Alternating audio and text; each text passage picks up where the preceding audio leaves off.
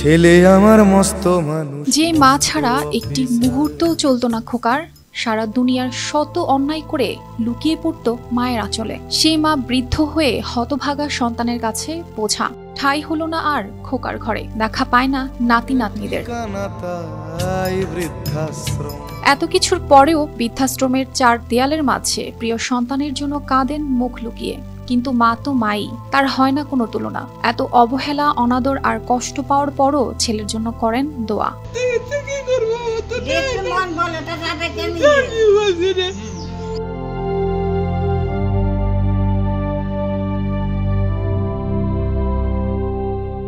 কেউ ছিলেন সচ্ছল পরিবারের মা, কেউ আবার ছিলেন সচ্ছল পরিবারের গৃহবধূ, আবার অনেকে ছিলেন সংগ্রামী মা। যে মায়েরা প্রতিনিয়ত কষ্ট করে নিজ সন্তানদের করেছেন উচ্চ শিক্ষায় শিক্ষিত। মায়েদের ত্যাগের উপর দাঁড়িয়ে প্রতিষ্ঠিত সন্তানগুলো এখন আর মায়েদের রাখে না খোঁজ। ফলে দীর্ঘ নিঃশ্বাসের সাথে মায়েরা আশ্রয় খুঁজে নিয়েছেন নিজ বাড়ি থেকে ঝিনাইদহের দূরের এই বৃদ্ধাশ্রমে।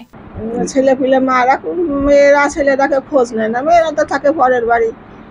তারা যদি সংসারের অশান্তি হয় তাহলে তার মার খোঁজ দিতে পারে না। ঝিনাইদহ জেলা শহর থেকে ২০ কিলোমিটার দূরে হরিণাকুণ্ড উপজেলার জোড়াদহ গ্রামের এই বৃদ্ধাশ্রমে এবার পবিত্র ঈদুল আজহা পালন করলেন ১৮ জন হতভাগা মা। নিষ্ঠুর নিয়তের পরিহাস এখানে থাকা মায়েদের যেন নিত্যসঙ্গী। ঈদের দিনও পরিবারের কেউ নিতে আসেনি খোঁজ, দিয়ে যায়নি একটু রুটি মাংস বা ফিরনি। তাই অতীতের সুখের স্মৃতি আর গল্প আঁকড়ে বুকে পাথর চেপে কোনো রকম চলছে তাদের জীবন। আমার ৩টে ছেলে আছে, এখানে আমার কোন সময় খোঁজ দিল না যে মা বাড়ি চলো, কি বাড়ি একটু সময় নেই দেখাই আনে।